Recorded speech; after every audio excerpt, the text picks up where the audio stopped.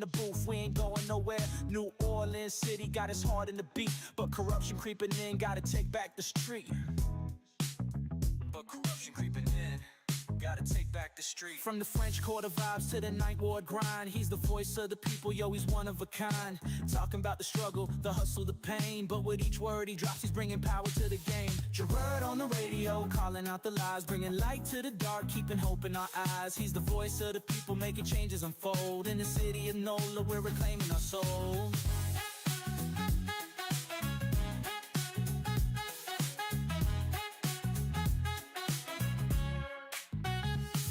Try to silence the truth, but he's loud and clear. From the bayou to the block, everyone can hear. Got the people united, it's a movement, no doubt. With his mic in hand, he's breaking all the clout. City eat the official scheming, yeah, they playing it slick. But Gerod's on the line and he's ready to kick. For the schools and the streets, he's fighting the fight. With a heart full of passion, he's igniting the night.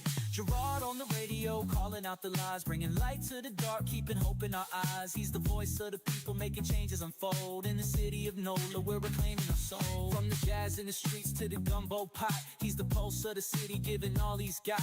Together we rise, united we stand. With Gerod on the radio, we're taking back our land. So tune in, y'all, let the truth resonate. With Gerod on the mic, we're rewriting our fate. In New Orleans, the power is ours to embrace. Keep it real, keep it loud, let's uplift this place.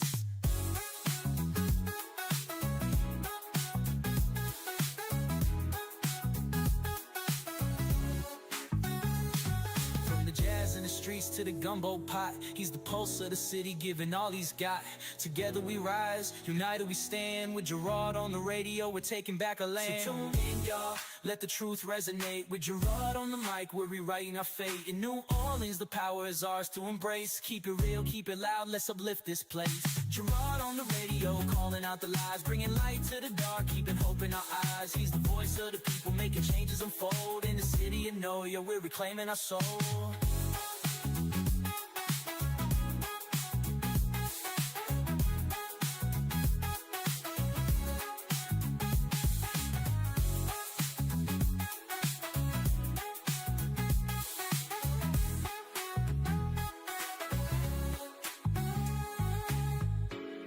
Yeah, tuning out, let the truth resonate. With Gerod on the mic, we're rewriting our fate.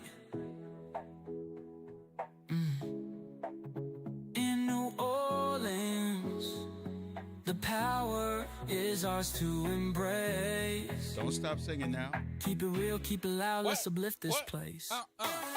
Yeah.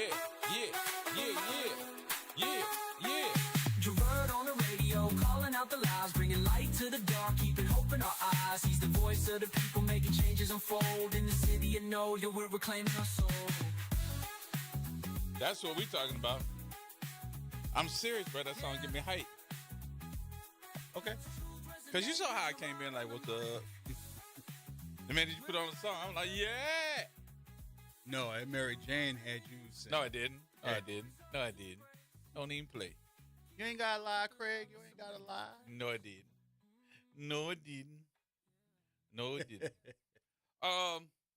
What's happening, good people? Hoping everybody's having a good day. Wednesday, right? Yeah, it's Wednesday. Okay. We missed the day, so It's Martin Luther hump King day? Day. Yeah, we missed Martin Luther King Day. Today is Wednesday, and it is Deidre Lewis's birthday. Whoop, whoop. Yeah, so the happy birthday, Deidre. Happy birthday, Queen. She's celebrating her birthday. Deidre know how to celebrate, too. She ain't one of them, I'm getting old, I need to sit down and see the grandchildren or do this. No, Deidre going to go out and have a party somewhere. Deidre, happy birthday, baby, from all of us over here. Of course, you know. I'm going to be the nephew. You know. But anyway, she is celebrating her birthday today. I think Deidre turned 25. Again. Mm-hmm. So, happy birthday to you. I know she's going to call me and tell me. I heard you, and everybody called me and told me happy birthday because you told them on there that it was a birthday. Y'all call Deidre and tell her happy birthday. Call her. I been and gave her number out on the air so people just call her up randomly. Boy, she will crucify I know. you. I know. I ain't going through that. I'm not going to go through that. Lot to talk about today, too. Plus, we got guests. Our folks from St. James St. Rise, James.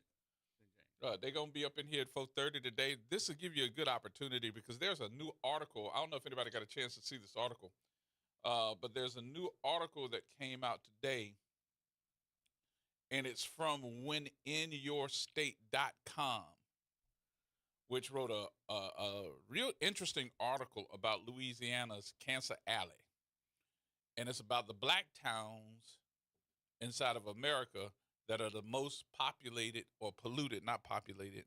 They're populated by black folks, but it's the most polluted corridor. Guess who's number one? Us. There you go. There you go. And they name all of the, I guess, all of the escaped atmospheric type of inhalants that we got going on in our community that are causing cancer. Yeah, because they make sure to have the chemical companies and the train tracks going through the black communities. Yep. So we got guests coming in just about 4:30 to talk about it. Plus, I got to talk about, I don't know what in the world's going on, but there is a lot of shooting and killing going on this month in New Orleans. I don't know if anybody else got a chance to see this, but I know that the assistant principal over at a North Shore High School is like front page on everybody's website today because he was killed in New Orleans this morning. An assistant principal at a St. Tammany High School. So we got to talk about that.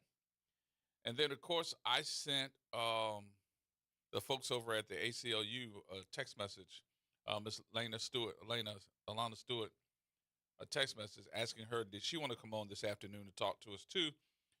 Because she was fired up talking about your governor. Clandry? Huh? Clandry? Yeah. Because he is fighting the fight in the courts today about the 10 Commandments. I didn't even know we were still into that. I thought that was thrown out, but we still into that. And he's fighting the fight in the courts today about all these kids that in school, they got to be able to see and hear the 10 Commandments in their school. And he made a comment today. The comment was they either learn the 10 Commandments or they're going to know the arrest code. Oh, that fool needs to go. Oh, bro. He needs to go. And him and Trump need to go. They need to go somewhere. They need to go back to Epstein Island. Well, that was Trumpish to me when he said that. That was a little Trumpish. So a little? Yeah, it was a little Trumpish. But we got all of that. As a matter of fact, I'm going to send you a couple of things. So first, I think the first thing I'm going to send you is the principal. Because that threw me for a loop that even happened. And I think that all of us have got to be able to say that, you know, whether we want to say, oh, we didn't hit historic this and historic that because our numbers going down with the killing. Y'all, we still got murder going on in our city. We still got shootings going on in our city. And it ain't safe to me. I hope they didn't buy that Kool-Aid that Trump was trying to sell, saying, I got rid of the crime in 2 weeks. It's completely gone. No, fool. No, I don't think that's the case. I think everybody else is probably paying attention to what's really happening here. And if they're not, then they should be. And this has gotten so bad to the point where we're seeing what, in a week's time, you know, we've gotten to, I think, 10 murders in a week. Yes, indeed. That's disturbing. That's very disturbing. And we just in January. Is this an indicator of what's to come? Because if it is, we really need to be paying attention to what everybody's saying about New Orleans, especially the home folks that live here. And if we're not, then I don't know what we're doing. I really don't know what we're doing. I really don't know what we're doing and how we're going to get past this trend. You know, somebody, well, you know, that's just a trend. It usually happens when it's hot outside. And okay, it ain't hot outside. It is not hot outside at That's all. And if this is a trend, what trend is this? The cold weather trend? Is this the cold weather trend? Because if it is, that's something new. And that's just like us saying, oh, yeah, by the way, our murder rate is this. Even though that we had all these folks that got killed during the first of the year, we're going to put them in a special little folder because they weren't included in the murder rate numbers. It's like, when we start doing that? They got killed. And for those of you that don't understand and understand it this way, they got killed. K-I-L-T. K-I-L-T. Killed. So how come they didn't go in the regular murder rate? Was it something I just didn't know? I've never heard of that in all my life. And be like, well, why you keep picking with that lady? No. That has got nothing to do with me picking with nobody. That has everything to do with the truth. This is the truth. And stop fibbing it to make it look good for your numbers. And if you don't like what I say, tough titty. Tough titty. That means implants. You didn't have to go there. I mean, you went too far. Too far. I mean, you went there with the prom. Too far. Mm-mm. They expect it out of us. Yeah. That has never been done before. And I'm like, where do we start doing that? Plunk. Was that something we need to know? Let me send you the stuff and stop playing. Let me see what I sent you. I sent you Nope, I sent you my comments. Nope, that's not what I wanted to send you.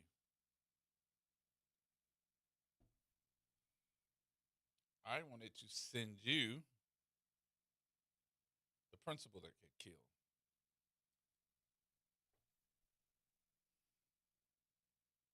Which, honestly, in today's society, we're just showing that this could happen to anybody. And I know that the kids over in the North Shore are probably in shock to hear that happened to their assistant principal. And I'm hoping to God that this had nothing to do with his students.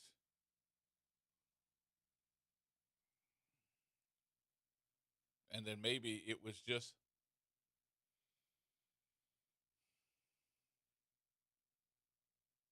no, I don't know, accidents. I don't even know how you put that in perspective. But I would say this. Our numbers didn't go down last year. They did not. I beg to differ.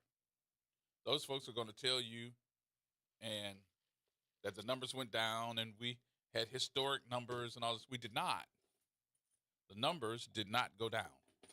They were actually more than the previous year. That was not a video. There's no video attached to it. Nope. Okay. Nope.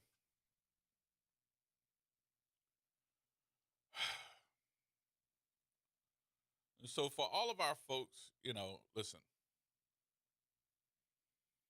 Alvin, what is that? Garibold?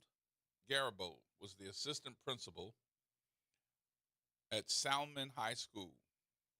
He was found Tuesday near the intersection of Governor Nichols and North Village Street. His family members confirmed that he was the assistant principal at Salmon High School in St. Tammany Parish. He was found shot to death in the Tremaine neighborhood earlier this week. He was an educator devoted to his career, to serving those students and families. He worked to encourage others through his daily interactions with students. and colleagues, and made a meaningful difference in the lives of those he served. He was a valued member of the Salmon community and will be deeply missed, says Superintendent Frank Jabia in his statement. He was discovered at 6:30 a.m. Tuesday near the intersection of Governor Nichols and North Villery Street. The police department has confirmed his identity, but have not publicly released details about the circumstances of the killing, and the investigation remains ongoing. School officials in St. Tammany Parish notified staff on Wednesday morning of what is his name, Gerod. I'm hoping I'm saying this. Forgive me if I'm not. Or is that Gerob's death, and did not disclose the manner in which he died. The district also sent a robocall to parents informing them of his passing. Mental health counselors were placed on campus on Wednesday, and he was named the assistant principal at Salmon High School in August of 2023 after previously serving as dean of students at Bonneville High School in Jefferson Parish. He earned his bachelor's and master's degree in science from Jackson State University and later earned a specialist certification in education leadership from Capella University. If anybody knows any information on this shooting, on the death, please call homicide detectives at NOPD at 504-658-5300. That's 504-658-5300. And if you want to talk to someone anonymously, call Crime Stoppers, 504-822-1111. That's 504-822-1111. All right?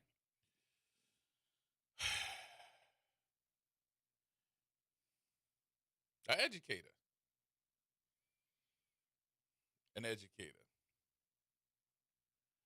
I do have another one before we take a break. I do want to get this one because I know when we take the break here, we're going to come back and have our guests joining us.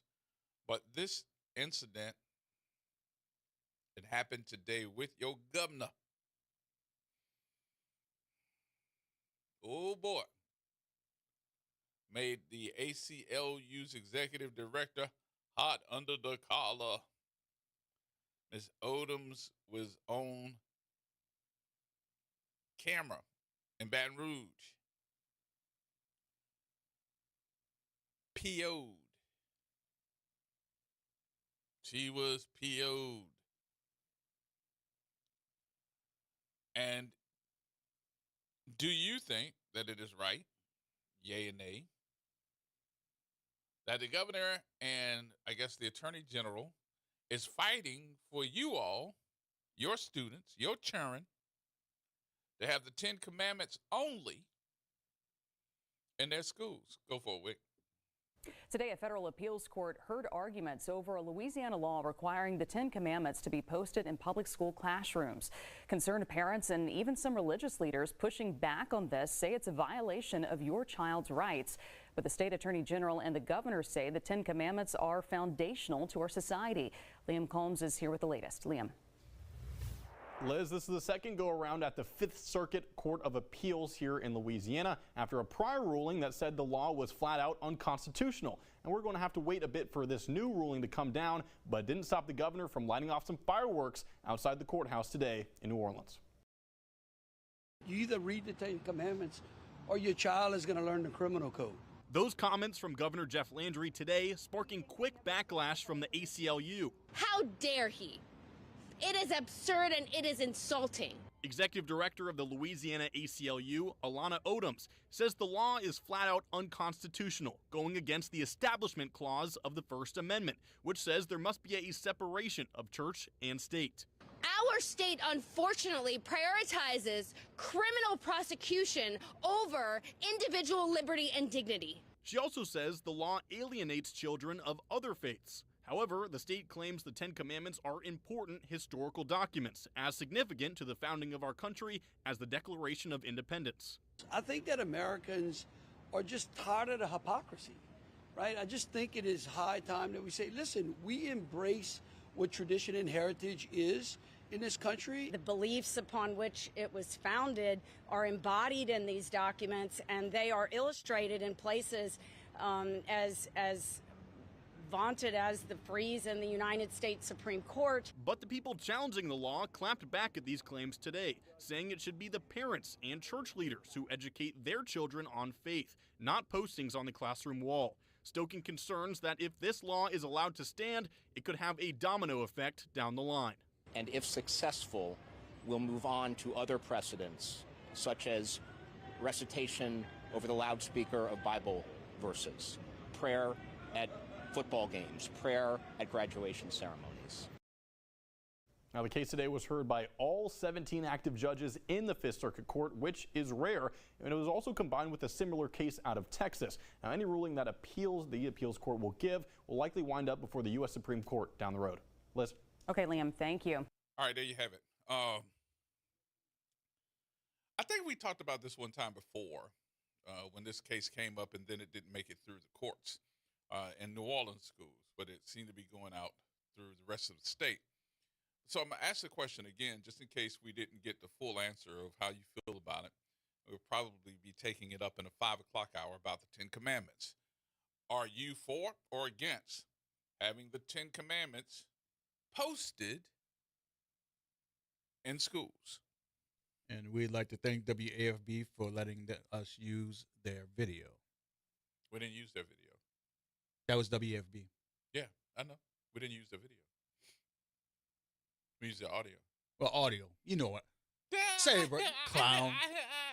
We're going to break on that. All right, y'all. We'll take a break here. But don't forget, the question of the day, 10 Commandments. Yeah or nay in the schools? How you feel about it? All right, we'll start that up at about 5 o'clock. Coming up, we'll talk about what's going on in St. James Parish with all these chemicals. Is it getting better? Our guests in the building. We'll talk to them next, right here on WBOK.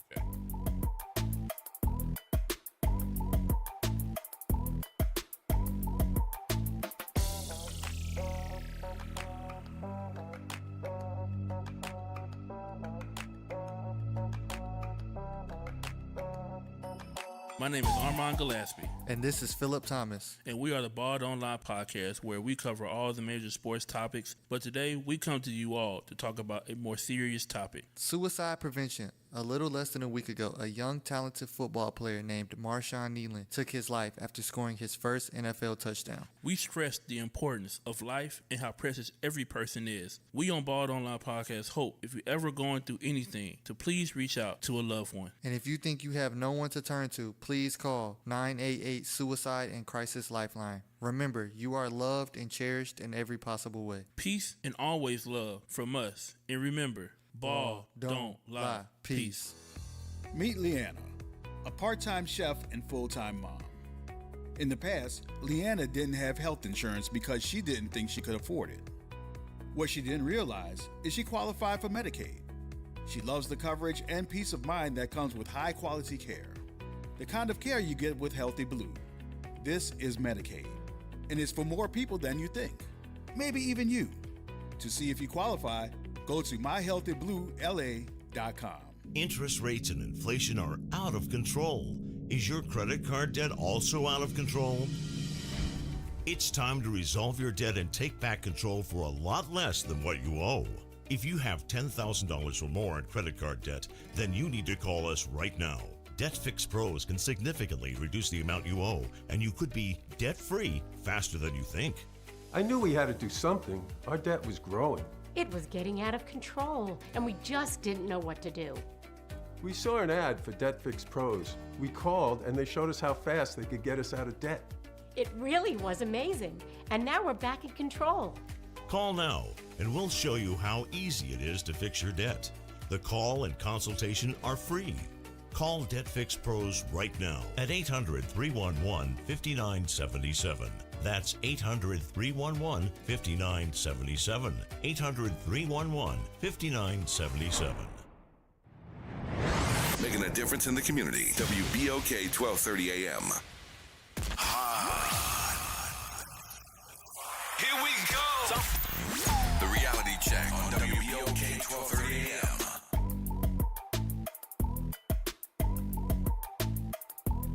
All right, folks, welcome back. Welcome back. It's not too often that we get a full house. Well, we got a full house today, and I'm glad that you all are here because this is a very important topic, very important information, and it seems to be continual, which is disturbing to me that we are continuing to have this conversation in the first place about the number of chemicals, releases of chemicals in areas of our community where we know that they're killing people. Well, they may not admit it, but of course, nobody's just born yesterday. I might have been born later, but I wasn't just born yesterday. Let's go around the table here and let's introduce ourselves and find out who we are and who we represent. You want to start? Absolutely. My name is Kate Lyon Hunter. I'm an environmental attorney and the director of research and policy at Rise St. James, Louisiana. Well, welcome. I'm director of Concerned Citizens of St. John Parish. And you, sir?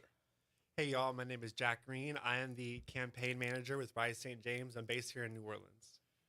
You know I got jokes, right? They ain't tell you I got jokes. Oh, really? So I'm going to say, welcome. That's how you sound right now. Well, I thank you for coming. Thank you all so much.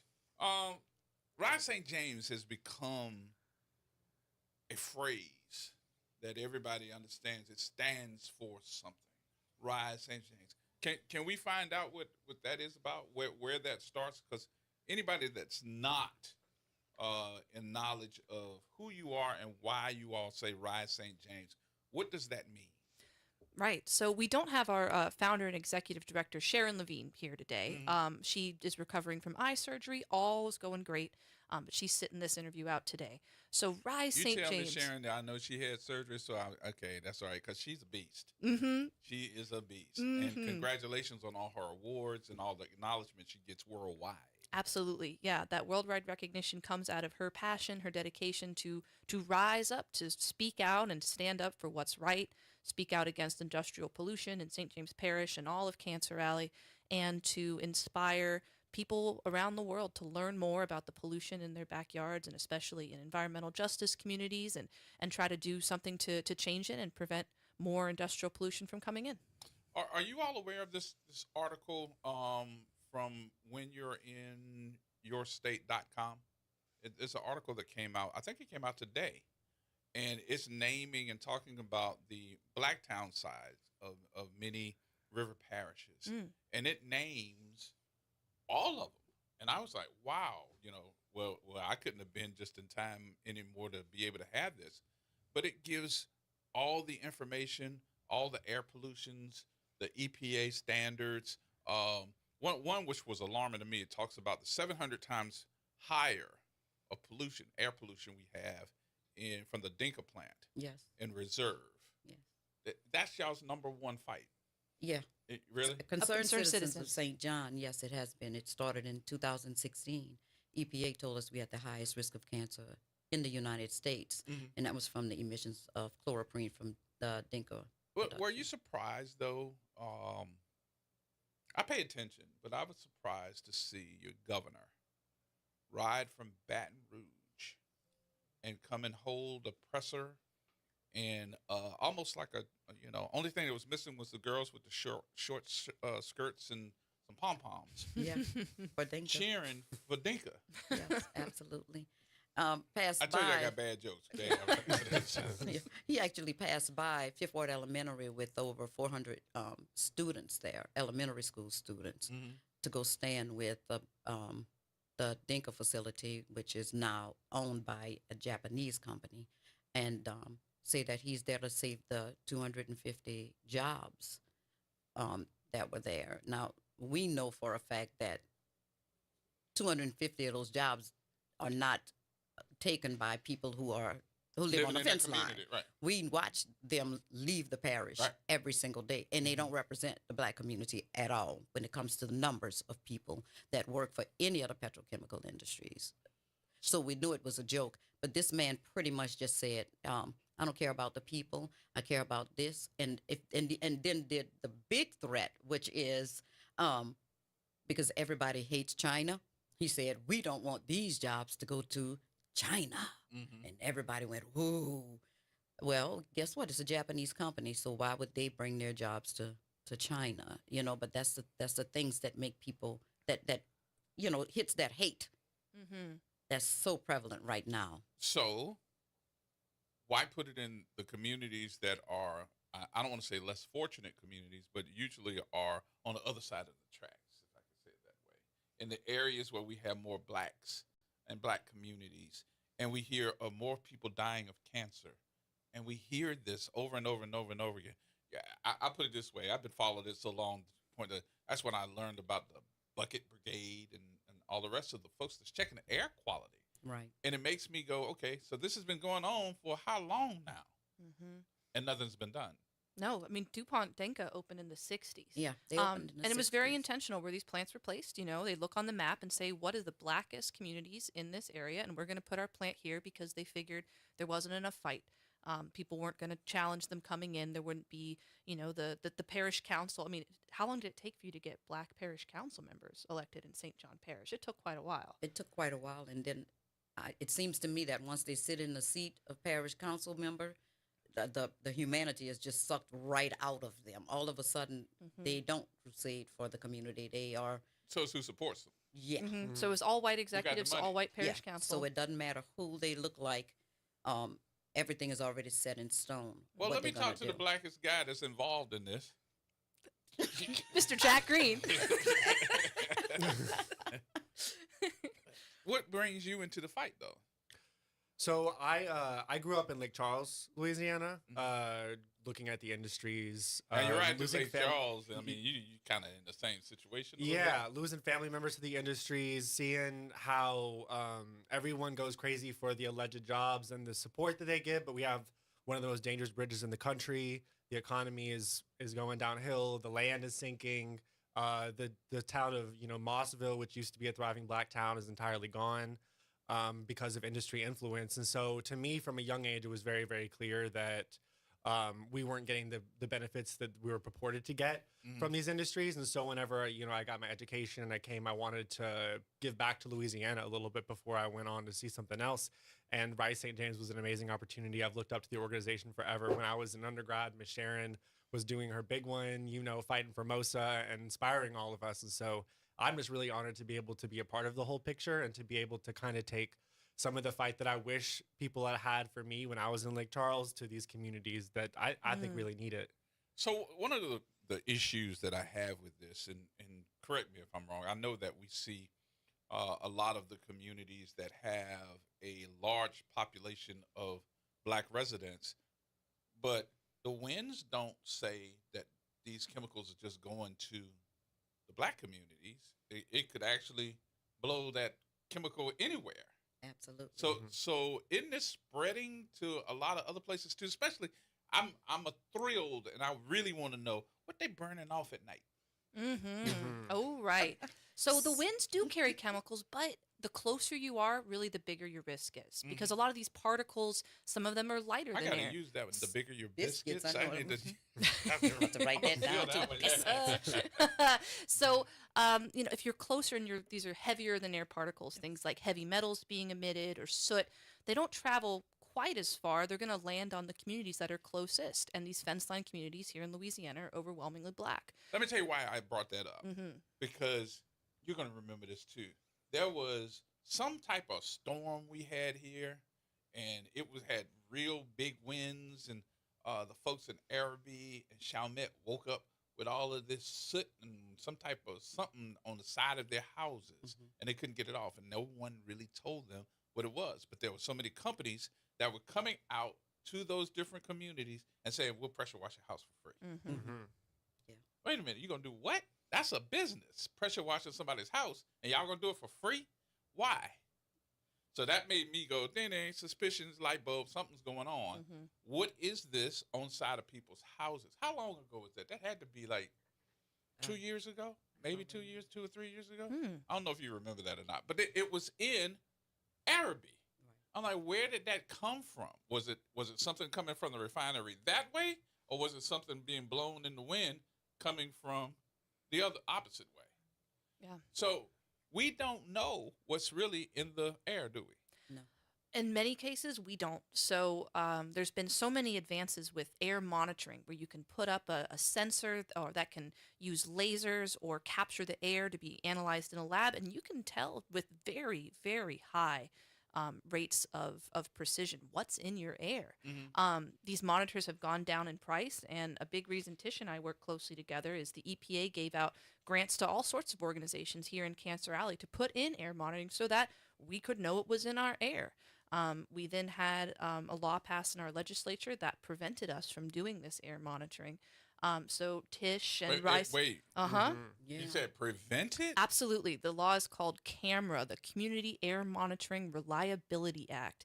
And it says that community groups' data can't be used to show, it can't be used in court. It can't be used to give to our environmental department who aren't doing the air monitoring themselves. We can't show it to them and be like, hey, we have this scientifically valid data. Do something about it.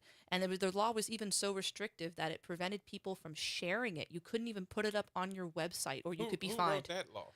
The American Chemistry Council. They introduced it. It was an industry lobbying group. Are they injecting this in their own veins? What's wrong with them? They don't live near the petrochemical industries, but they actually represent the petrochemical industries. That's so right. they pretty much write all the legislation, and the state just, I had the pleasure votes. of also sitting down and having a conversation about this with Beverly, Miss Dr. Beverly, Wright. with Beverly Wright.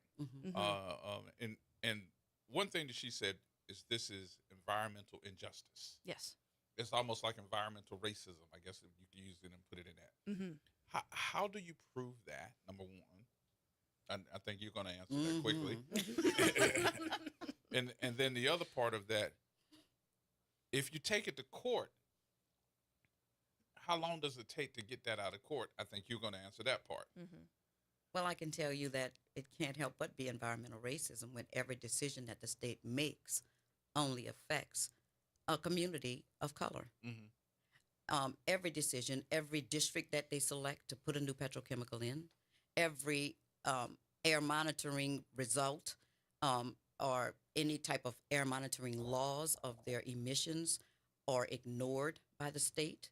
Even if the EPA says these are the standards, no one actually enforces it. So our LDEQ does not enforce any information or any of the regulations that are set to protect us, and that's environmental racism. When they say that we are actually living in a sacrifice zone, that means it's okay for them to ignore everything that's set forth to protect the community as well as the environment, and that's environmental racism. So I'm thinking that in the same sense, if you're proving something that, okay, let's go to court and you're going to win, don't work that way, does it? It can. I mean, the law it's a powerful tool, but it's not the fastest tool. Us challenging the camera law doesn't do anything about the air pollution in these areas. It doesn't do anything to change the amount that industry is putting out in the air. What we're hoping to do is strike this law off the books, and then groups like Tish, who have had their air monitors and have really good data at this point, can finally start to share it out, and maybe we can use that data. This law was passed because industry's scared. They know that their actual emissions are so much higher than what they're reporting to the state and the federal government, and they didn't want people to have these powerful tools of air monitoring in their hands. And we are so grateful that we had some really good lawyers come in and want to take this fight up to challenge this law.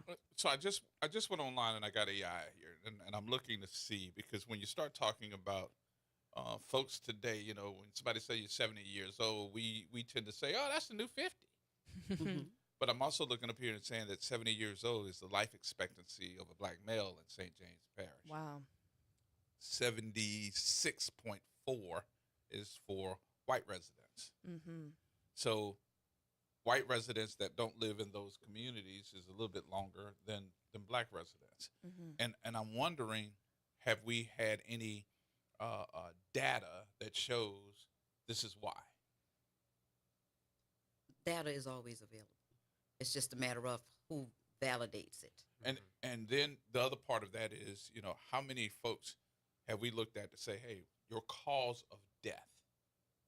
How many folks are dying from some type of cancer? Yeah, we do have that data. So there's a statewide called the Tumor Registry, and all across Louisiana, all cancer deaths are reported to this agency. And recently, some great scientists, Kim Terrell, fought to make sure that they're not just reporting the data for the parish at large, because St. James and St. John are big parishes. The industry is concentrated in areas along the river. There's plenty of parts of the parish that don't really get a bunch of pollution, and so the data now you can look at it at smaller levels that show, areas centered around industry, and those tracts overwhelmingly have higher cancer rates than the surrounding non-industrial parts of the parish and some of the highest rates in the country. We do have that data, and industry has spoken up at the St. James Parish Council meeting recently, trying to say, oh no, if you look at the parish as a whole, it's fine. But air pollution doesn't affect the parish as a whole. It affects those communities closest to that. So knowing the data and making sure that communities have access and understand it is a huge part of my work at RISE, because some of it can be inaccessible unless you know what you're looking for, and then to be able to explain it. And the people at the parish council who tried saying that were unlucky, because I spoke right after them and I knew about what they were doing with their data, and so could speak it down. But if you didn't know, if you hadn't looked at the tumor registry or talked to the scientists who specialize in it, how would you be able to combat that? So we try to educate people about what's out there. So when I would sit back and I would hear the Biden administration saying, "Hey, this is what we're going to do. We told Dinka that they got this long to clean up, or they're going to be in some type of problem." And they were like, "Well, we're just going to shut it down." Was that a threat, or was that them saying, "Okay, you trying to punk me, so I'm gonna punk you back"? And then all of a sudden, here comes a new administration, and they're not paying attention to any of that data.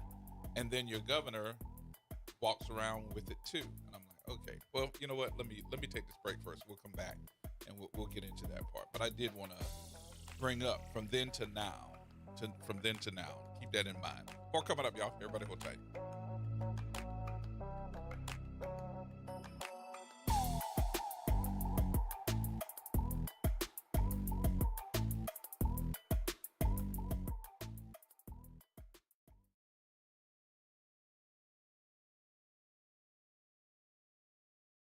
Attention, WBOK listeners.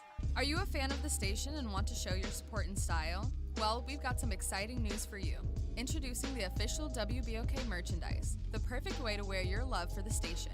Whether you're a longtime listener or a new fan, we've got something for everyone. Head to WBOK1230.com now and grab your WBOK gear before it's gone. When you buy WBOK merch, you're not just getting quality items, you're supporting the station you love. My wife was frying okra.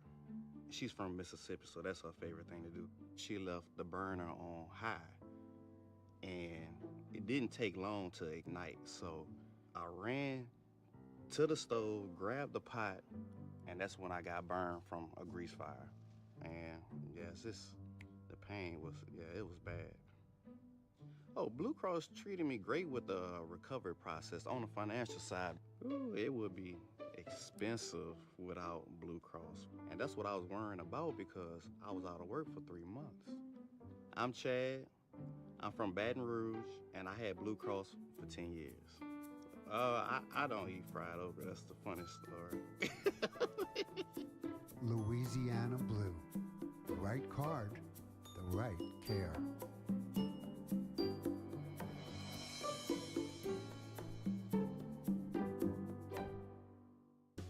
New Orleans, the city of festivals and second chances. This is Mr. Rocky of Faithers in Jesus the Christ, inviting everyone to come to the table of grace. No matter where you are or what you're dealing with, guilt, bad habits, mistakes, or heavy hearts, Jesus still calls us his friend, and his grace is waiting for us. Tune in to WBOK 12:30 a.m. or watch live on Facebook or Instagram. We'll reflect on his work on the cross, his resurrection, his ascension, and the hope of his return for we who that believe and have received him by faith. So join us at the table of grace, where mercy is fresh, forgiveness is real, and grace is served for people like you and me. LifeCare provides valuable whole life insurance to cover final expenses such as medical bills, burial costs, and unpaid debt. A final expense insurance policy is fast, easy, affordable life insurance that's available to anyone between the ages of 50 and 80. No medical exams, no lengthy questionnaires, and no waiting period. The application process is quick and easy. You can even apply without having to undergo a medical examination. Just answer a few questions and we'll do the rest. With the average funeral cost skyrocketing to $11,000 and Social Security only paying $255, you need simple, affordable peace of mind for you and your whole family. Don't leave behind unpaid expenses that, if left unattended, will burden your family tremendously. Benefits include a guaranteed premium that will never increase, a guaranteed cash value, and a guaranteed death benefit that can never decrease. To find out how you can get final expense insurance with a guaranteed lifetime rate lock, call LifeCare at 800-571-9955. That's 800-571-9955. 800-571-9955. Get in on the conversation at 504-582-9422. Here we go. The reality check on WBOK 1230 AM. Nitrogen oxide. All right, welcome back, folks. We are live today. Everybody go back around the table, introduce yourselves again. Because don't make me introduce you because you be like, that ain't my name. That ain't my name. All right. I'm Tish Taylor with Concerned Citizens of St. John. I'm Kate Lyon Hunter with Rise St. James. I'm Jack Green with Rise St. James. All right. One of the things, too, ladies and gentlemen, is we brought up all these different chemicals. You all have a chemical of, I hear that all the time I'm a little slow, just a little bit, okay? I'm on the spectrum, but I'm looking around and saying to myself, why do they have a chemical of the month or a chemical of the week? Every time I hear your commercials, here's the chemical of this week.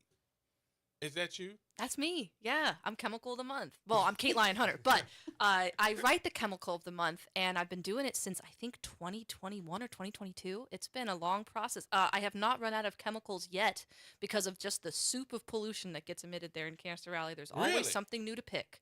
Yep, this is chemical, I think 20-something at this point. And this month is NOx, nitrogen oxides.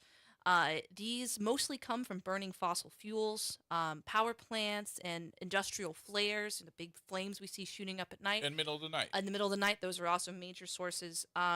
St. James, Ascension, and St. John all have major issues with NOx emissions. St. Charles, though, is really the second biggest emitter in the state of NOx. So all around Cancer Valley, NOx is a huge pollutant of concern, especially for children, because early childhood exposure to NOx can cause you to develop asthma.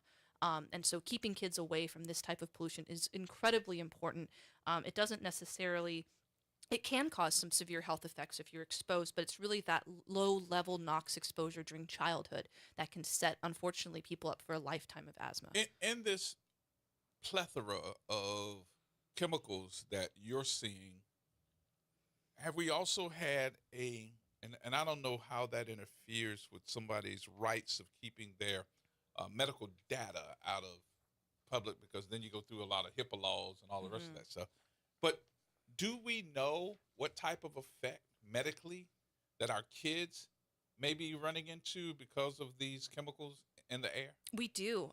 There was a really interesting way now that NOx is being measured is through satellites. We can launch satellites to measure air pollution at ground level, to measure methane emissions from natural gas, to measure NOx emissions from industrial smokestacks, and even from cargo ships on the open seas. You can see a plume of NOx behind them as they travel.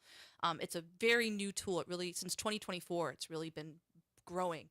And a 2024 study used this satellite NOx measurements to show that when NOx levels increase, so do hospitalizations in Cancer Alley for asthma attacks. We know that it's linked. And since 1 in 10 people in Louisiana have asthma, ain't that something? Ain't that something? Yeah. So if you're exposed to it as a kid, you can develop it. And then if you have asthma and you get more NOx exposure, you can have an asthma attack and end up hospitalized. I'm not originally from New Orleans, Louisiana, but I've noticed that while I've been here for the number of years that I've been here, a lot of the people that I have met with and dealt with in a number of years have always said, "Ooh, man, I need my inhaler because I got asthma." Yeah, it's very prevalent. It's very prevalent.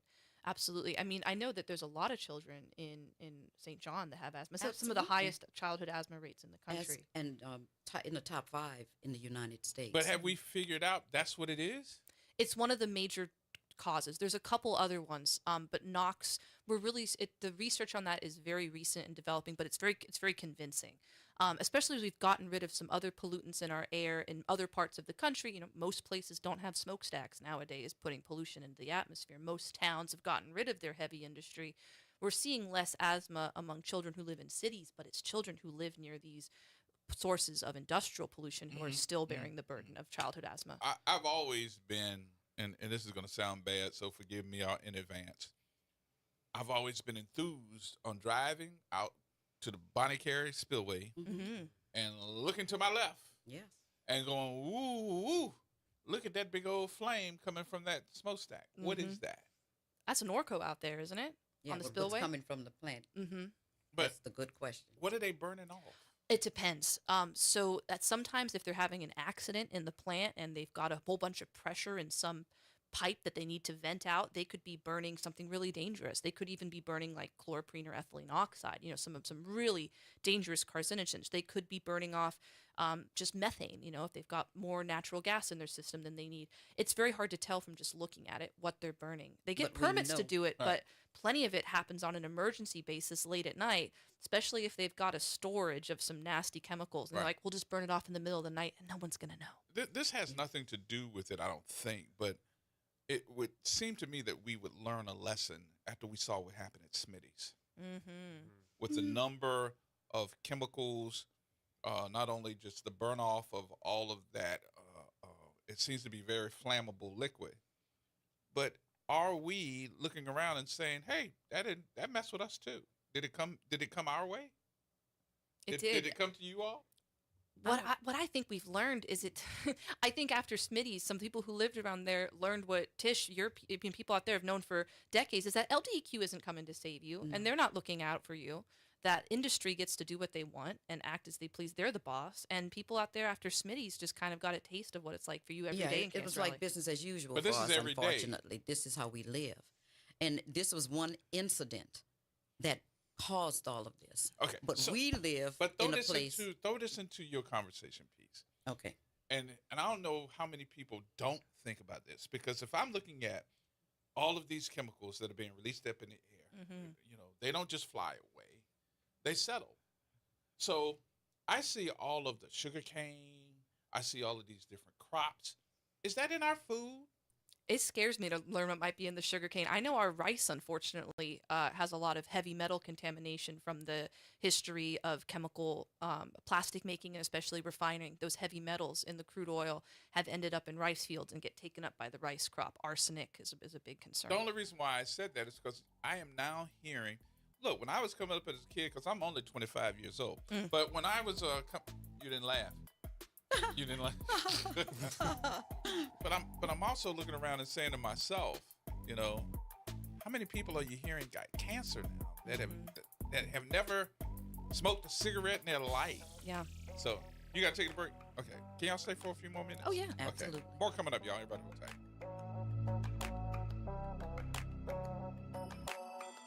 From the campus of Xavier University, WBOK Go and Equity Media Station. I'm Bree Wood with BIN News Now. Governor Greg Abbott is the biggest money man in Texas politics with more than $105 million in his campaign war chest. Republican strategist Bill Miller expects him to spread that cash around before the midterms. He knows if he's opening his checkbook, it'll be gone pretty quickly. He says the governor has his eyes on Houston, which he wants to turn dark red.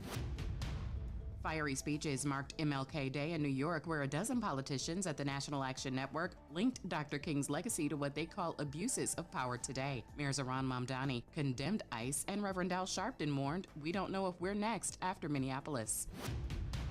And a judge has ruled that Jay-Z can recover nearly $120,000 in attorney fees after the long-running paternity case against him was dismissed. The claim, alleging he fathered Raymir Satterwhite in the 90s, was one he always denied. Get BIN News Now on demand 24/7 on the iHeartRadio app.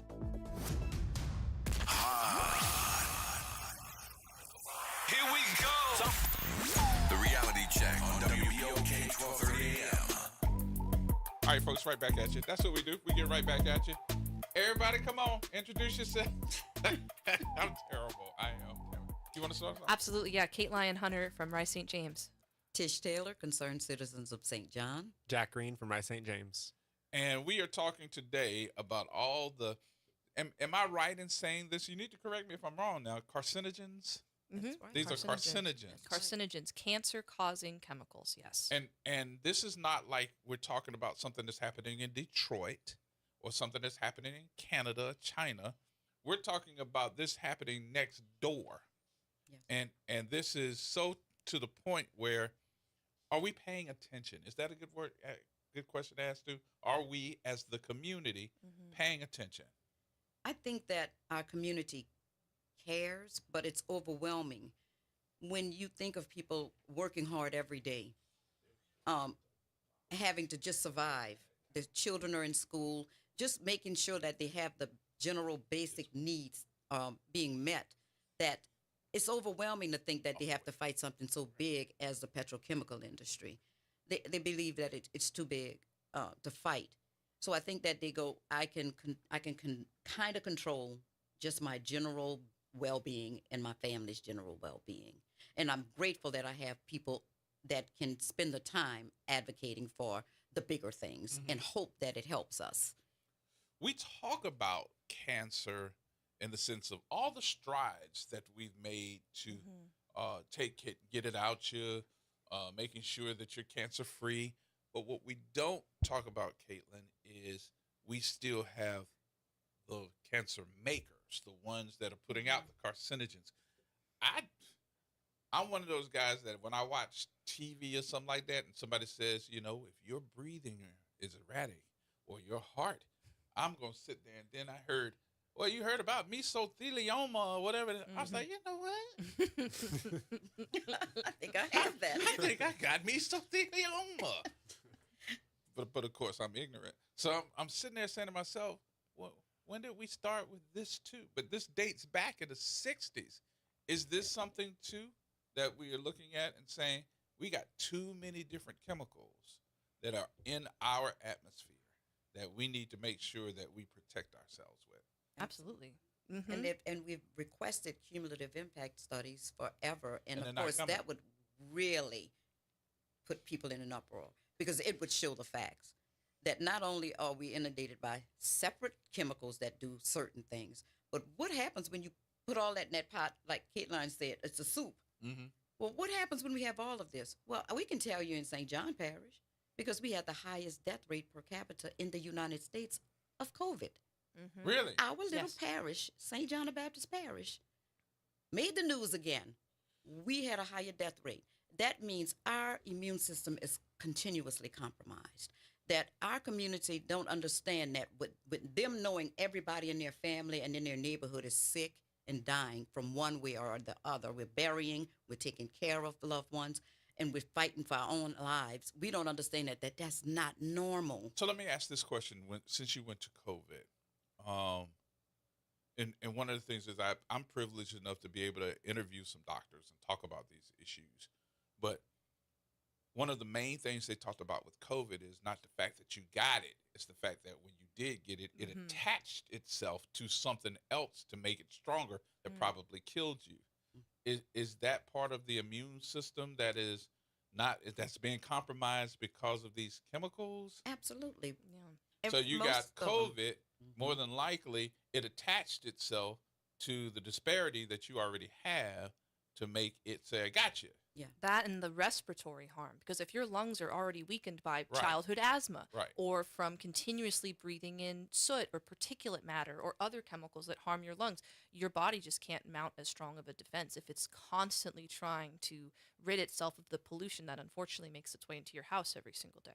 And to that point, that's also like one of the reasons why it's so hard seemingly to make the case that Cancer Rally is real in these local situations with all this misinformation, because if we're only looking at people who died of cancer, we're not getting the full picture. There's so many other contributing causes, heart issues, like Caitlin said, respiratory issues that lead to death. And it's hard to be able to add up all of those and say, well, this is purely because of this one reason, although we know that that one reason is the thing that's kind of tipping us over the edge and becoming such a outlandish statistic. Yeah, that's a great way to put it, Jack. And because, like you said, so many people, cancer now, it's not necessarily a death sentence. There's some cancers that can be treated, but if you later die, 15 years after your cancer, with a heart attack or with a stroke, that's not going to take into account the fact that you still had cancer within your lifetime. So those statistics get a little skewed. We know who's dying of cancer, but do we know everybody who's getting it and surviving? Not necessarily, and that can sort of skew the results. And my mom was a cancer survivor. Oh, really? She had breast cancer, and she was a survivor. But more and more illnesses came after that. She had something called thrombocytosis, where her blood platelets were too high. She ended up being diagnosed with multiple sclerosis.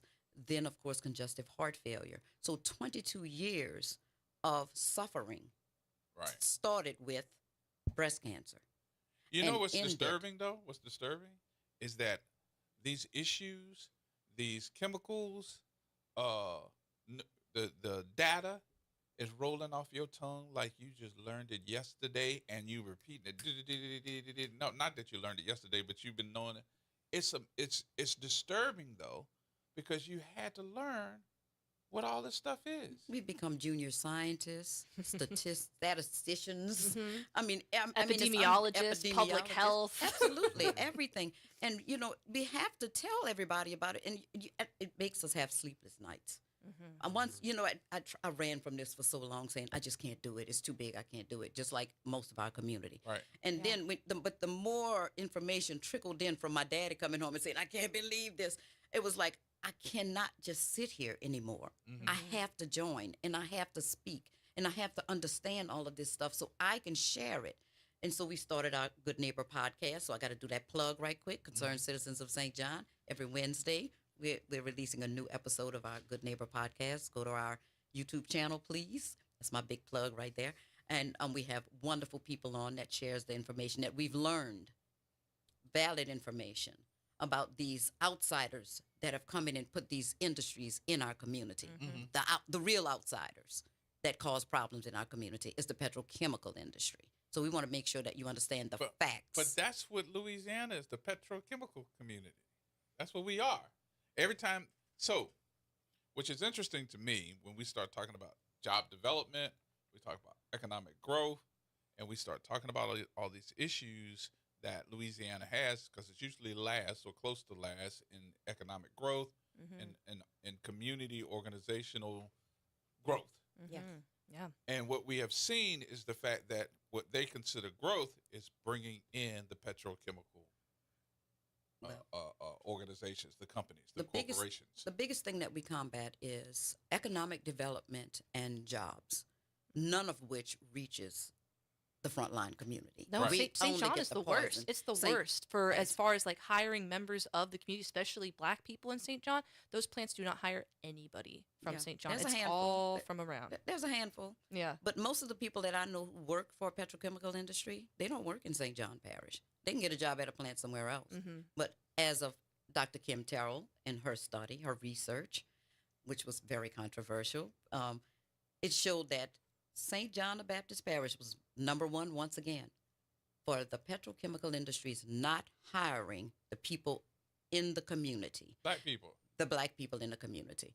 From whether they were mopping the floors or whether they were the plant manager. It didn't matter. Now they say we're not qualified, Black people, but the fact is even the ones that were not necessarily needing to be qualified still were not represented by our community. Really? It's still white. So we got a handful. And I'm going to tell you, along the river parishes, along the river road, we know everybody. So we all know the same 50 people who got jobs at every plant. And we don't want them to lose their job. But I don't think that we should die for somebody else to have a job. And I don't think that they should feel that way either, that it's okay because they make six figures, maybe make six figures, that their community and their children are at risk as well. And that's what we have to choose. We do not get the jobs. If you ride along the river parishes, we do that tour, a toxic tour, and I can bring you to all the communities along the river that don't get the jobs. Their streets are flooded. They don't have drainage.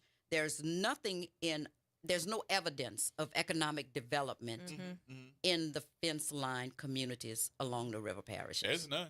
There is I- nothing. I've been there. It's a lie. And actually went down a couple of the river. Well, it was River Road, and looked at some of the communities there, and they're like, oh my God, there's just a level of, and I would say, poor communities. Yeah. And that I don't think that they're even being talked about, helped. There's no economic growth. Nothing. Nothing. Right. Nothing from the petrochemical industries because they don't pay taxes. No, yeah. And the thing is, money is being made. Yes. Someone is making money. Most of these industries have corporate offices that aren't even in the United States. I mean, there's a couple that might be like in Texas and New York, but a lot of them are overseas. There's a lot of, like y'all said, there's a lot of tax money that's not going to the parish. St. John should actually be one of the wealthiest parishes or counties in the entire country. Absolutely. Based upon the amount of money that's made off of the exploitation that takes place in the parish.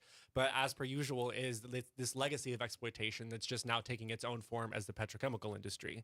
Money is being made, raked up, and shipped right out of the parish to somebody else that's succeeding off of this scam and this idea that this economic development is going to somehow benefit these people that it's just killing. Yeah. Our school system is at the bottom. St. John should be Dubai everything on is. the bayou, but Thank instead we pay $1 million of taxpayer. Ring that bell, Jack.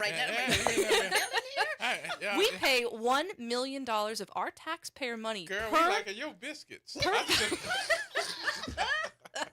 It's $1 million of taxpayer money per petrochemical job in St. John Parish. We as the taxpayers subsidize each and every job out there. $1 million of our taxpayer money goes to bring one job into St. John Parish. So when they say that they're going to bring 10 whole jobs to the parish, and we have people that's excited about that because we need it. Really, our tax money is going to pay for that job. Tell me about that. We are not going to get. Tell me about that day where your governor, governor, came down to St. John to talk about the Dinka plant and how great it was to have the Dinka plant there. Why was that? What happened? Well, we had a very wonderful EPA under the Biden administration. Administrator Regan had come down, and they promised a lot. And what we did with talking to Administrator Regan, they created the Han rule. They set limitations and guidelines of, I think it's 6 chemicals, and every industry that emitted those chemicals had 2 years to actually bring their emissions to what they felt was safe. EPA did. Now it's up for the state to actually enforce that, which is never done. So it's a big battle between the federal government saying, this is the safest way, you need to lower the emissions, and the state saying, nah, we can't do that. We're all right with it. We're good with that. And so that's what happened. They appealed it. Dinka appealed that, and the federal appeals court said, no, you got 2 years to lower your emissions. And in the case of Dinka, we had already been fighting for them to lower their emissions for like 7 years, which meant you have 9 years now, 2 extra years to lower your emissions to 0.2 micrograms per cubic meter of air. You heard that, huh? I told you, you're a little scientist. Our governor was appalled and came down and said, this is not fair. I mean, the only thing that was missing was the cheerleaders on the This is pom-pom. political. LDEQ hang their little placard right next to the Dinka placard. Wow. The Louisiana Department of Environmental Quality stood with the industry and said, we're going to give you extended time. How disturbing is that to know that you're talking about someone that's supposed to be caring for the goodwill of the community or the state, and yet they stand with the plant, and you know that this is wrong. Well, and let me clarify. They gave Dinka 3 months. They gave them 90 days because they already had 7 years. Chloroprene was so dangerous that they're like, you get 90 days. Imminent danger. It's imminent danger. So that meant that he came down and said, well, I'm going to give them the 24 months, just like the other facilities, which right now they're reversing. They're all the plants now can go in and request an extra 2 years with this wonderful administration. This was not a surprise. It's just that right now, with the government the way it is now, the conservative government, it's more blatant. It was always there. It was insidious. So it was there, oozing around, killing people slowly, and it was okay because EPA proved that it was racial. it was environmental racism, said it was disparate impact, and filed a lawsuit against Dinka, saying that they put us in imminent danger, and that so the Department of Justice did that. Facts. That was facts. So let's ask about the Dinka plant. They make what is this? Chloroprene. Chloroprene. They release What chloroprene. is that? Chloroprene is used to make neoprene. Neoprene is synthetic rubber that's used in a lot of things, but predominantly in wetsuits. We need those. So I understand the reason. Our governor said because neoprene is used to make his golf club handles. No, he did not. Yes, he did in front of God and everybody. It's on. He did it. He said it makes, because someone else came up and kind of whispered and said it also makes medical supplies and stuff for the Department of War now. It's Department of War, right? So that made it okay because it'll make your boot for your like I had a broken foot, the orthopedic stuff. Right. That's neoprene. But the predominant use is wetsuits and making your stuff. governors and our governor's grips for his glove. Now I'm looking at this article, clubs. and I want everybody to get a chance to look at this article. It's www.wininyourstate.com. Dinka is saying that it has reduced emissions by 85% since 2014. But the monitors still show readings above EPA thresholds. Absolutely. Well, I'm going to tell you, when they said they were going to lower the emissions of chloroprene by 85%, that had nothing to do with the 0.2 micrograms per cubic meter of air. That's what they needed to lower their emissions to, and they never did that. And to tell, and I say this all the time, so I'm a serial killer, and I call our sheriff, and I say, hey, look, I stab him 100 times, okay? So, hey, look, I'm going to just stop stabbing him 100. I'm just going to cut back 85%. I'm going to just stab him 15 times. We're still dead. Yeah. We're still dead. And that's what they did. That was the agreement with LDEQ. You're still and dead. Dinka. We're still dead. You're still killing me, and you can be known as Dexter's mother. Yeah, there you go. Okay. There you go. So the fight. Let's talk about the fight. This fight is ongoing. I don't think that you all are giving up. Where are we with the fight? Who's winning? Well, Tish, give us what's the status update of the plant right now? Because Dinka announced that they were closing of their own accord on May 15th. On May 15th, they announced that they were closing after they had a major release incident. Released, I think it was like 600 pounds of chloroprene. Yeah. They had a really big accident, and I think with all of the press and all of this, they have said that they are going to wrap up their production. They said that they were going to stop production indefinitely, and it was released a statement, but they have still been releasing chloroprene. They have. And Tish, tell them about the documentary that you did with the wetsuits, because honestly, I think that scared him. Right now, we're really wanting to do a screening. The New Orleans Film Festival actually hosted a screening of, it's a documentary, The Big Sea, SEA. And it's surfers who read an article about concerned citizens of St. John and the people in the river parishes fighting chloroprene, and they realized that it was because of their neoprene wetsuits. So they came down and spent probably a couple of years with us, going up and down the river with Rise St. James, with us, with concerned citizens, talking about the impact on the community. And they brought that to different surfing communities all over the world. And those surfing communities vowed to not buy another neoprene wetsuit. It was wonderful. Manufacturers shifted away too. You don't need neoprene. Neoprene is synthetic rubber. We can make rubber out of plants. We can make different types of synthetic rubber that aren't neoprene. Yeah.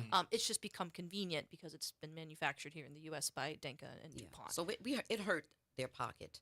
And that's where we really had to make a difference. Are you looking to put the documentary somewhere? Well, absolutely, yes. We actually wanted to host a screening of it at our local theater, St. John Theater. But we're having a little issue with them wanting to rent it to us. Wow. That just came up last week, and it's pretty heartbreaking that we... Have you talked to any streaming agencies? No. We really wanted to have something Go big. to 25. Because I'm thinking more so that you got to remember in today's society, you and I, we're going to go to the theater. Yeah. But most people want to do streaming. But we want to do that as well. So you need to talk to Netflix. We're going to do that. We're working on that. Netflix will pick that up. It's a beautiful documentary. I don't think anybody could watch it and want to have support this. So, and it's because of the work that you have been doing for so many years that got their attention and got them to tell the story. My guy's telling me I'm running out of time here, but this fight continued on. How people can get involved? Yeah. Start by going to risestjames.org or search for us on Instagram. We have events all the time, both virtual and in person. Our Chemical of the Month series is hosted on our website. You can browse through our 20 or so chemicals, learn more about what's in Cancer Alley or your air and how to protect yourself and your family. Also, some great opportunities to get involved here. We always are looking for new members to come out and do some of our many events. All right. And with us, like I said, go to our YouTube channel, Concerned Citizens of St. John. Watch our podcast. Like it and share it, please. It's so much information. Again is? The Good Neighbor Podcast. Thank you very much. I'm asking that everyone stop using koozies. They also make those, and I know how vital they are for our, survival to have that. But we want you to stop getting the koozies. We're going to talk about that with our parade people. I had that on my beer. Yeah, I know that. But we don't need to die because you need something to wrap around your beer. So, yeah, concernedcitizensofstjohn.org, our website. But Facebook pages, everything is Concerned Citizens of St. John. Join us. If you have questions, email us, info@concernedcitizensofstjohn.org. And please know that we're here to support anyone who wants to fight. Well, I'm not going to say fight, advocate for clean air, water, and soil. Oh, no, it's a fight. Advocating if you want to fight, we health, got you too. For your health. Yeah. These chemicals are in your body from the time you visit it and you leave with it. And the breakdown of those chemicals, because I don't think we talked about that either. Breakdown of the chemicals, how long? How many years? It can depend. Some of them decompose in the air quickly. Others, like heavy metals, are there forever. And then once they enter your body, some of them, like lead, can stay in your bones your entire life. Others can break down and form even more harmful chemicals once they're inside. About that last month, that chemicals don't just necessarily break down into water and sunshine when they get into your body. It can form some very, very dangerous substances inside the body that we know very little about. Yeah. Ethylene oxide is emitted by Evonik in reserve and directly related to breast cancer. They're still emitting right now. And that is a big deal for us in our community, that we need to understand that these things, chloroprene and ethylene oxide, are mutagens. They connect to anything in your body. You may have a free radical. If you may have if people in our community, if you have a trace of something or a trait of sickle cell or whatever, well, that is going to metabolize, is going to make it worse than it ever could be. And when you get a chance, though, read this article, because one of the things in this article that's disturbing to me is that it's saying we're talking about 85 miles from the tip of New Orleans all the way up to past Baton Rouge. Plantation country. And I had a I went there. Shut up, G, shut up. But anyway, it's 85 miles from the tip of New Orleans all the way up the river. Yeah. So I'm looking around and saying to myself, all these different communities should be trying to attach themselves to you all. We are. Yeah, we've had great success throughout. Really? Yeah, Bryce St. James and Concerned Citizens. I'm gonna leave that alone. I'm gonna be quiet. Oh yeah. We're doing it. We have members throughout all of Cancer Alley, Ascension Parish. St. Charles Parish. St. Charles Parish. Absolutely. Yeah. Come back. We would love to have some more conversation. We'll be back. Easy. You're gonna host next week. Absolutely. Wake it up. Thank y'all so much. I appreciate it. Keep the opportunity. fight up, because this is important for everybody. Not just one community, but all of us. All of us, I promise. Thank you so much, y'all. All right, to get in contact with you, how do you do that? info@concernedcitizensofstjohn.org. Okay. Yep, risestjames.org. We'll have our contact information right there. Okay. Same? risestjames.org. Okay, there we go. All right, y'all, more coming up. We'll take a break here. All right. Woo-hoo.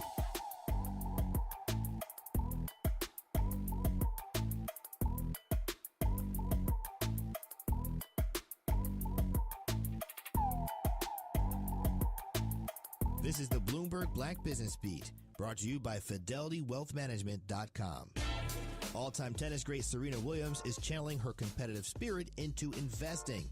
But this is nothing new for Williams. Williams tells Bloomberg that being a part of business and finance was something she's carried with her through her playing days on the tennis court. You know, it wasn't for me just about going out there and hitting tennis balls and winning. Obviously, that was the biggest part of it, but it was also really about being a business, being an entrepreneur. And at the time, when I was doing all this, there was lots of things and lots of people saying that you have to focus only on tennis, that you can't do other things, you can't have this other stuff, you can't be an entrepreneur, you can't think about other businesses, you really just have to do tennis.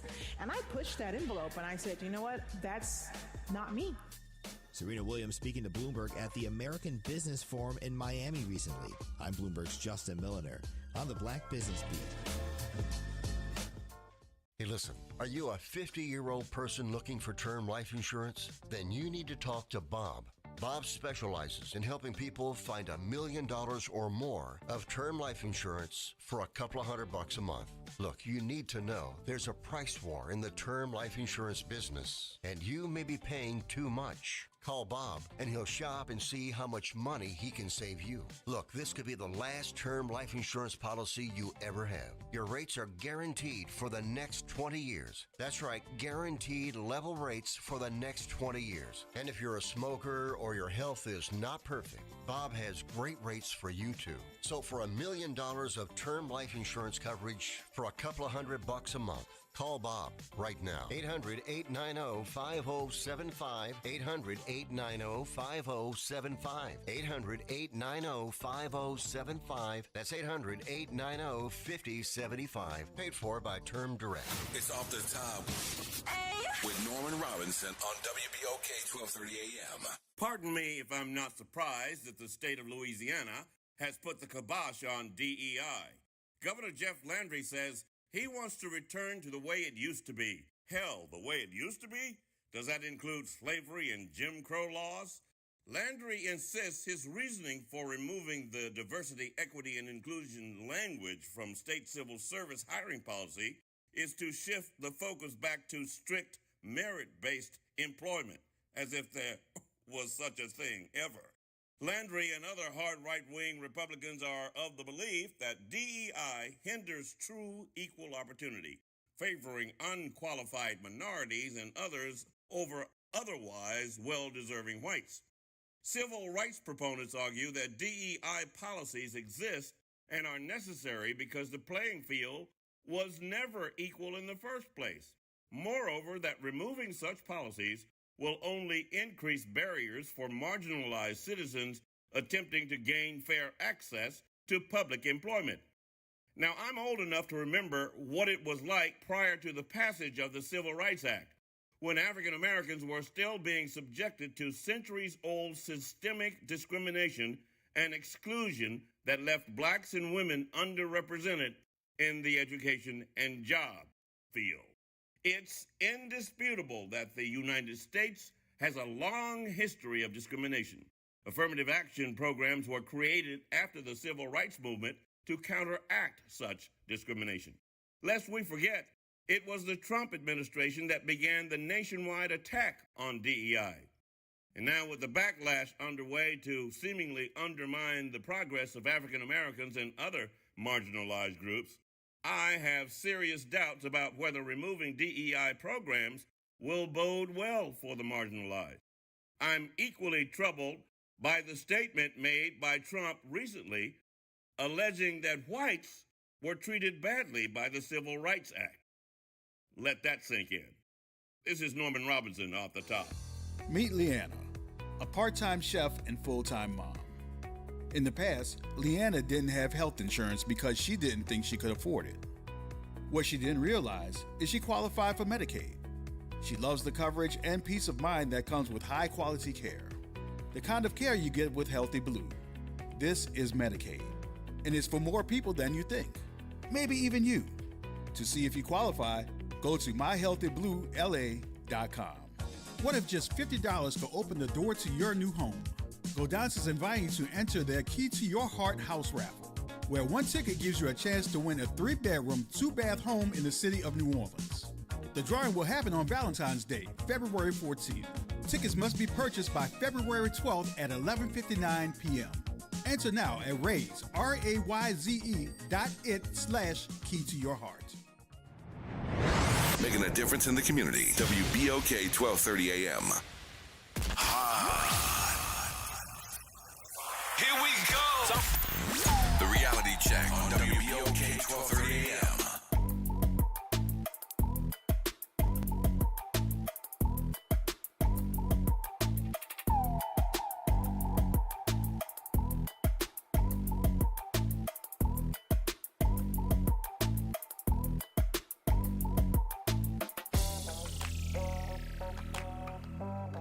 All right, folks, we are back.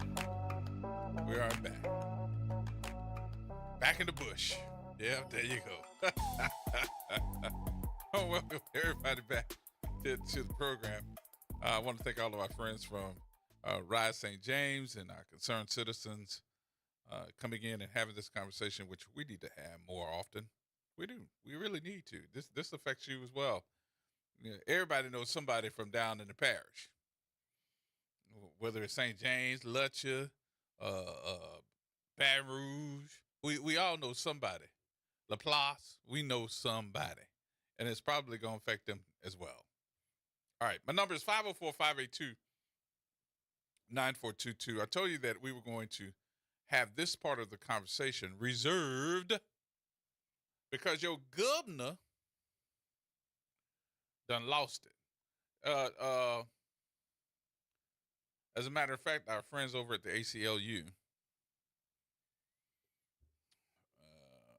Miss Alana, who is the executive director, was appalled that your governor. You still got that clip?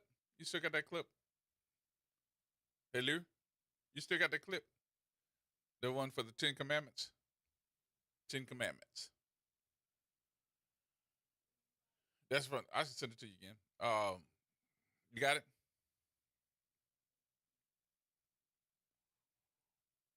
Because he went off and said something that made the folks from the ACLU said, how dare you even bring something like that up? And it happened today at the appeals court in New Orleans. So we're going to open up the telephone lines, 504-582-9422 for the next couple of minutes here. So let you say yay and nay. Should we have the 10 Commandments in schools? Here we go. Today, a federal appeals court heard arguments over a Louisiana law requiring the 10 Commandments to be posted in public school classrooms. Concerned parents and even some religious leaders pushing back on this say it's a violation of your child's rights. But the state attorney general and the governor say the 10 Commandments are foundational to our society. Liam Combs is here with the latest. Liam. Liz, this is the second go-around at the Fifth Circuit Court of Appeals here in Louisiana after a prior ruling that said the law was flat out unconstitutional. And we're going to have to wait a bit for this new ruling to come down, but it didn't stop the governor from lighting off some fireworks outside the courthouse today in New Orleans. You either read the 10 Commandments or your child is going to learn the criminal code. Those comments from Governor Jeff Landry today sparking quick backlash from the ACLU. How dare he? It is absurd and it is insulting. Executive Director of the Louisiana ACLU, Alana Odoms, says the law is flat out unconstitutional, going against the Establishment Clause of the First Amendment, which says there must be a separation of church and state. Our state, unfortunately, prioritizes criminal prosecution over individual liberty and dignity. She also says the law alienates children of other faiths. However, the state claims the 10 Commandments are important historical documents, as significant to the founding of our country as the Declaration of Independence. I think that Americans are just tired of the hypocrisy, right? I just think it is high time that we say, listen, we embrace what tradition and heritage is in this country. The beliefs upon which it was founded are embodied in these documents, and they are illustrated in places as vaunted as the frieze in the United States Supreme Court. But the people challenging the law clapped back at these claims today, saying it should be the parents and church leaders who educate their children on faith, not postings on the classroom wall, stoking concerns that if this law is allowed to stand, it could have a domino effect down the line. And if successful, we'll move on to other precedents, such as recitation over the loudspeaker of Bible verses, prayer at football games, prayer at graduation ceremonies. Now, the case today was heard by all 17 active judges in the Fifth Circuit Court, which is rare, and it was also combined with a similar case out of Texas. Now, any ruling that the appeals court will give will likely wind up before the U.S. Supreme Court down the road. Liz? Okay, Liam, thank you. All right, there you have it. Is this me pushing my religion on you? Should I learn the 10 Commandments and put it on the wall? Does it bother you? Is it something that we need to go to court over again? Because, I mean, I think that what he said was you either read the 10 Commandments or he or she will be learning the criminal code that came from Jeff Landry. Galloway! What's going on, Brother Gerod? You the man. Oh, no, brother. If I had your hands, I'd cut mine off, my brother. And we would be both called lefty. What's up, man? Man, Gerard, your question the other day. Listen, I always tell people, as much as I travel around the world, keep your religion to yourself. That's all I tell folks, because there's so many different faiths, so many different ways of interpretation. Keep it to yourself. In the United States, we have a clear clause in the Constitution about separation of church and state. Leave it alone. They tried that wacky stuff here in Texas so much by putting those the 10 Commandments posted up there is not going to stop a school shooting. Is it yes or no? No, it's not. Because Texas leads the way in school shootings. I'm 100% sure when Lieutenant get mad, he don't go up in there and read the 10 Commandments and say, I'm not going to shoot up the school. So these people are crazy. And Jeff Clancy, you know, that's what happens when you stay at home and don't vote. That man has no idea of what he's talking about. He's so concerned about putting the commandments up. Well, where was your concern, Jeff Landry, a couple of weeks ago when those priests was being held accountable for doing what they did to those children? You ain't say nothing about that. But now you want to put this stuff up in there? You know, I'm sick and tired of being sick and tired with these people. It makes no sense. If you want your children to learn that stuff, do that on your time. The children need to be sitting there learning how to read and write and do arithmetic. Why don't you get upset, Jeff Landry, that the third grade reading level in a lot of schools, in a lot of parishes in Louisiana, they don't meet that standard? Go to court about that. Maybe I'm just talking to myself, Gerard. I don't know, man. And I'm getting here ready for the winter storm again. Yeah, this weekend. Get ready for this weekend. Man, my wife ain't got to go to work. I'm about to go get me a case of 40s because I ain't going to be able to take all that nagging this weekend. I ain't ready for it. You trying to get yourself in trouble, that's all. Man, the power going to go out again, Gerard. Yeah. Man, big as this state is, all this money and all this stuff they say they got, soon as it hit below freezing, they've already sent out the message to say, if you experience power outages, do not call us. Yes, indeed. Well, what I'm supposed to do, man, besides get full of OE and watch football? But that's all right. I got a generator, man. But I ain't going to hold you up too much longer. But once again, folks, keep your religion to yourself. All right, my brother. Have a good day, brother. Galloway, thank you, brother. All right, Miss Denise. Hello. Hey. Hey, Gerard, how you doing? Good. How you doing? Well, with this administration, both our administration here in Louisiana and that thing up in Washington, it's just ridiculous. But I had to comment on this, the 10 Commandments. I am a saved, sanctified, filled with the Holy Ghost Christian, and I believe in Jesus Christ. But I don't believe in putting the 10 Commandments in the classroom, and I'll tell you why. Consider the source that's trying to do this. How do you put up God and you don't even live by it? One is say, "Thou shalt not kill, steal," and all that, and they're doing all of that. So these people are actually using God, and they could go right ahead because He has His time to come at them. Oh, they're not going to just get away with it.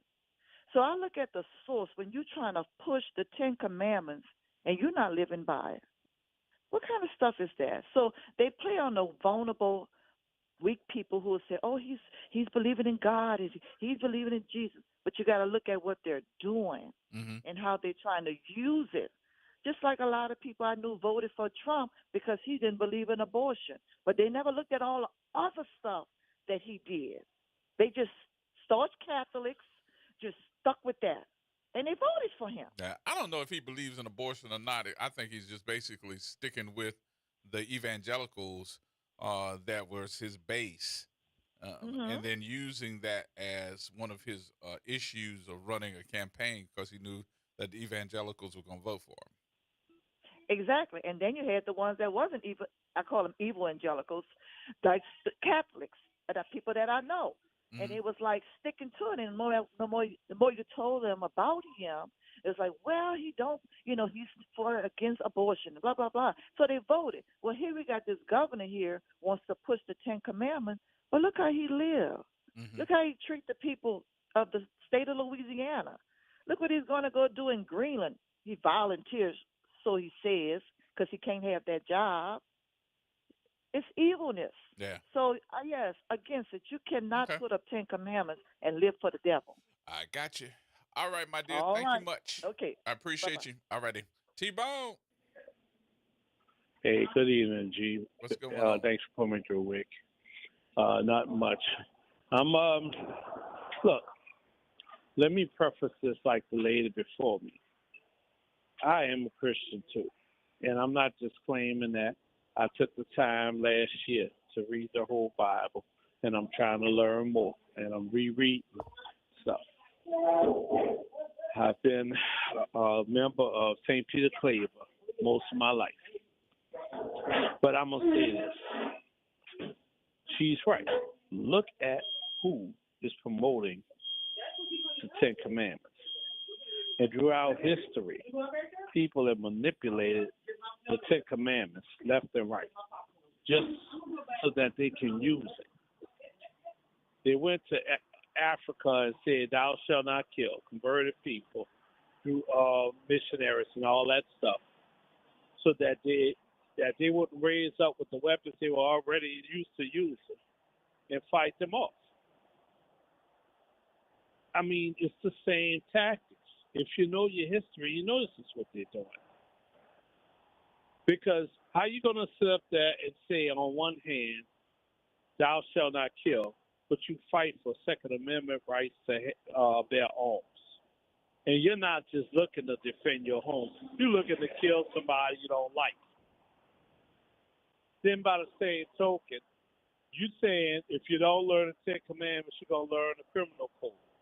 So you're saying that I don't have morality enough in my heart, so I'm automatically a criminal just because I don't want that in the schools for my kids? Mm-hmm. I mean, how do you justify that? And who are you talking You to? can't sit up. You can't sit up there and try to justify Jesus with somebody else. You can't compare Jesus with nobody else. He was the Son of Man, returned begotten by the Father. You are not going to sit up here and compare him with no regular man. Simple and plain. Okay. I got you. All right, T-Bone. Thank you, brother. All right, y'all. Wick, I'll holler at you later. All right. Y'all and y'all's personal messages. Good Lord. So, how you feel? You know what I do want to hear for the last couple of minutes? I know we got to go. I want to hear from the folks that don't normally call, that are having conversations amongst themselves right now, or riding in the car, talking to themselves or talking to the radio, that don't pick up the phone. Because I know that my folks, going to call. I know they going to call. But what about the ones that have strong opinions that don't call? This is one of those issues. I want to hear from you. I got a good 10 minutes. 504-582-9422. That's 504-582-9422. Load up the phone lines right now. Coming right back. Everybody hold on.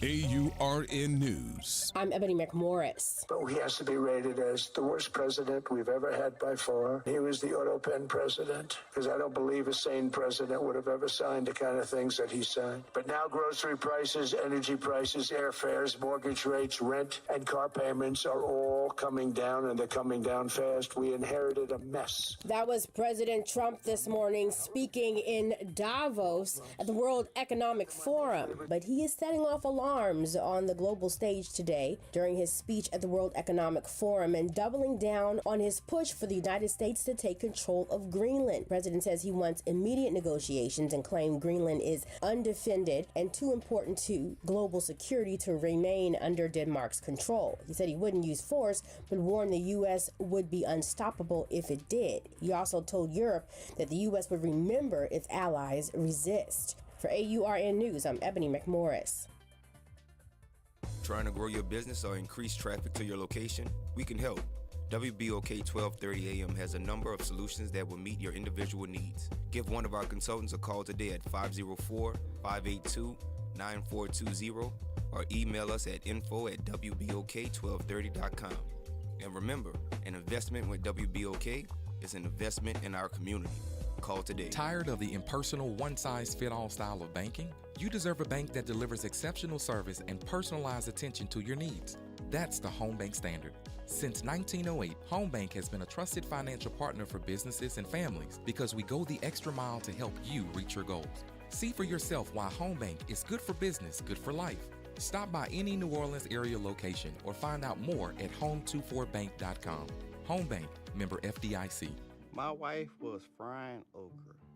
She's from Mississippi, so that's her favorite thing to do. She left the burner on high, and it didn't take long to ignite. So I ran to the stove, grabbed the pot, and that's when I got burned from a grease fire.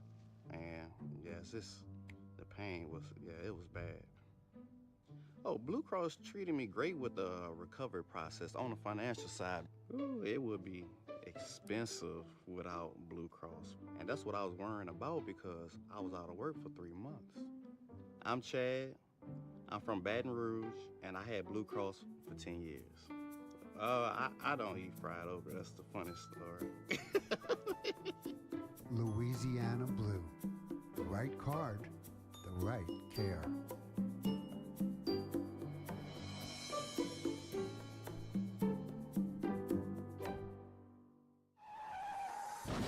A careless driver can change your life in an instant. Do you know what to do or who to call? If you've been injured in a motor vehicle accident and do not have an attorney, call Auto Accident Help Desk for a free consultation. We can answer all of your questions and estimate the potential value of your case. Call Auto Accident Help Desk and connect with an expert personal injury attorney. Call 800-269-4524. 800-269-4524. Don't worry how to handle your medical bills, lost wages, and pain.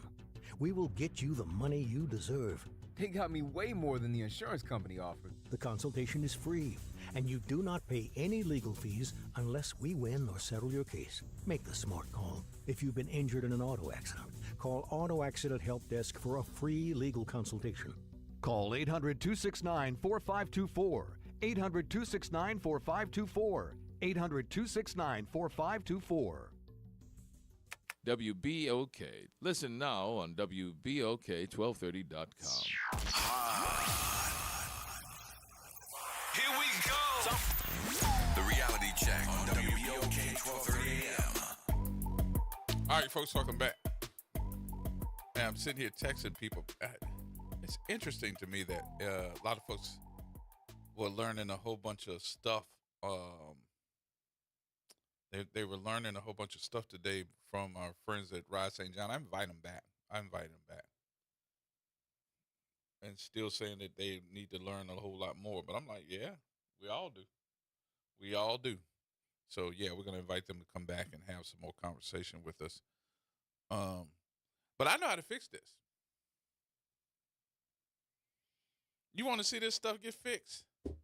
Somebody need to make the corporate partners of all of those plants come live in the black community where all of the ethylene, propylene, Eveline, sugar sheen,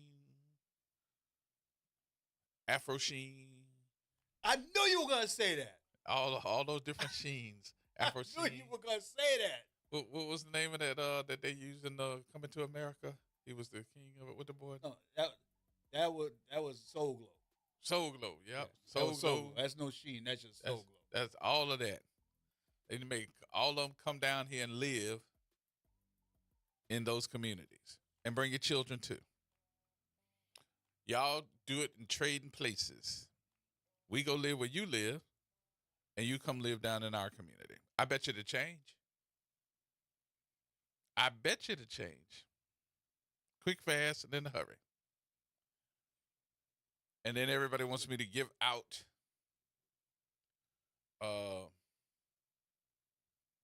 that address again of that article. I'm sorry, I'm just answering you. It's called wininYourState.com. It's a new article. It just came out today. Well, yesterday. What's the day? The 20th? Yeah, the 21st. It just came out yesterday. It disturbs me because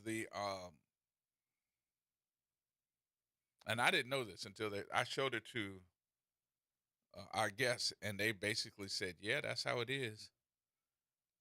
And one of the guys was saying that to even get to the cemetery, sometimes you have to go around the plant or be escorted around the plant by security to get to your gravesite or to get to the gravesite where your loved one is. I'm like, what? I can't go visit without being escorted by security? Like, yep. I was like, that's just as bad or worse than hearing that in certain areas of Louisiana, I ain't gonna call no names, Ironton, that they got they got one great big old cemetery, but in that cemetery, you have to go to a certain section of the cemetery to be buried. A certain section of the cemetery. You can't be buried in the section of the cemetery where they got white folks. You have to be buried in the black section of the cemetery. I'm like,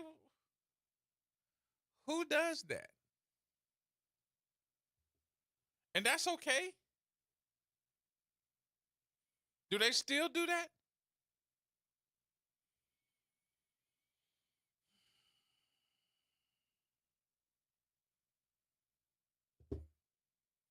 Maybe I shouldn't open up that can of worms, huh? Let people rest. Let the people that's going to be buried, let them rest.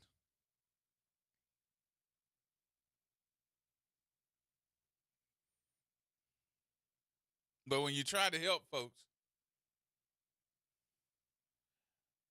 you help the folks and they don't want your help, so they start acting against you. Crabs in a barrel.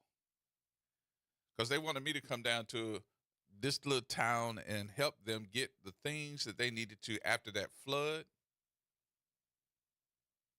And they had this one woman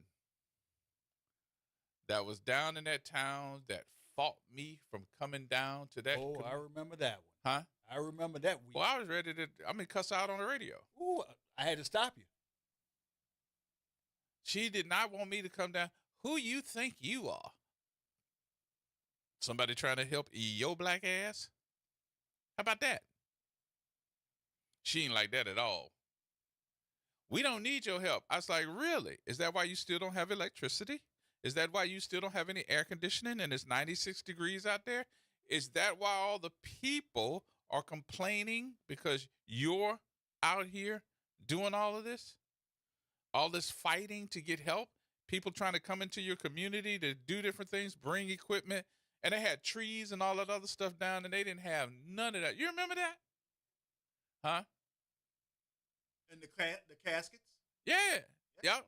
And that one lady, Lord forgive me, lady. I'm sorry that I'm talking about this again, but that one woman that called in and said, please, G, don't listen to her. You remember that? Don't listen to her. I said, no, okay. She said, let me tell you what's going on with me. I said, okay. She said, my sister died, and they buried her in those cemeteries, one of those cemeteries you're talking about, and with that flood that came in, and this is the honest to God truth. I'm telling you all, I am not making this up. When the flood came in, it made that water make those caskets rise, and they came out of their graves. And the wind was so bad that it basically blew the top and the opening of those caskets open. So she said she passed by the cemetery, and the casket that her sister was buried in, her sister was still in the casket, but the forward part of that casket, the top had blown off. So she could see her sister still laying in that casket. I said, wait a minute, you saying the casket is open? She said, yeah, with no top on it. She said, I had to get up out my car and go and take just my sister's, just to take something and lay it over top of my sister. And I don't have anybody to help us. We called, because there's an organization with the state that handles cemeteries and all of that. We called them because they couldn't get nobody to come down there and help them. That man called me immediately. It was on the air and said, sir, I appreciate you helping us out with this. We're going down there and we're going to do this. And then followed up with another call. I was waiting for that old crab in a barrel mentality woman to call back and say something, because she couldn't get nobody to do jack.